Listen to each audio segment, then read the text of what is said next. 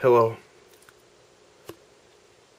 I'd like to show my most recent gun. I just finished it probably a week ago, and it's in a Dieselpunk style, which is something I've never tried.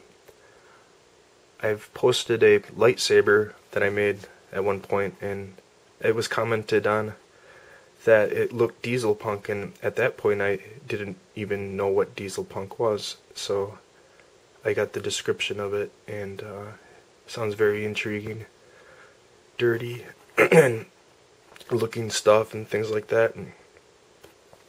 But yeah, so this gun here is kind of like a small arm for your sidearm, and it's built out of a lot of the parts that I had lying around.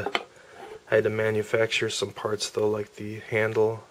That's out of an old piece of mahogany that I had, and I cut the shape and then made a duplicate and then glued them together and then carved it out and rasped it off and sanded it and put a clear coat of matte finish oil lacquer on it. Some of the parts here are, this is a heat sink that used to be around a motor cowling or something for an Epson Xerox machine. And then this piece, I don't know what that is, but it's a piece of, oh, it's from an old Electrolux vacuum cleaner. It's a piece of aluminum that goes back and attaches here, and it had like some sort of switch thing on it. I don't know what it was, but this is just down in there is just a regular old conduit, or whatever they're called, I can't remember, but yeah, you can find those. Those are usually aluminums. This railing here is a nice dark injection molded plastic that's was part of the rail system on the scanner bed of that Xerox machine. Then we got this toothed rail here, that's from a typewriter. That would make that zip noise when you return the carriage on a typewriter. This is just miscellaneous pieces of steel. This is a trigger system from an old 8mm camera. That's part of the bracket system inside of a typewriter. This is the candlestick, brass candlestick finger handle from a candlestick. These are just fixtures. That's a heat sink that really nice fat aluminum piece that I capped off here too.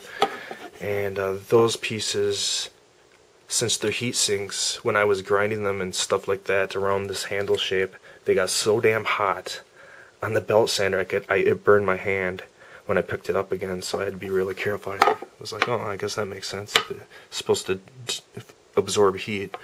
But little details like this, if my camera will focus, that's the ball end of a guitar string, and then it has a copper wire stuffed down inside of it. It's not really necessary, I just did it because I like to fill all the holes in, but I've decided to name this gun the Donkey Punch. Kind of a brutish name. It's a very small arm. I think it's like, it looks almost Glock-like, so it doesn't have much, profile to it. It's very compact.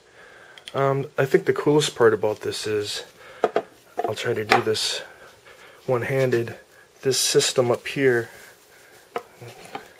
this is magnetized down by a rare earth magnet, really strong one. I drilled a hole in the back here and stuffed it down so it aligned where I needed it, right there, and down inside that hole you can see silver, and that's the magnet. So then I drilled a hole down so it would be there.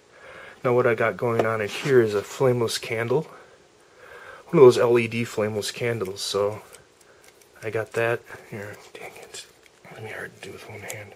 Turn that on, and now it has that should slide right down in there. There, now it's nice and tight. Now it has a nice, like, flickering, glowing effect.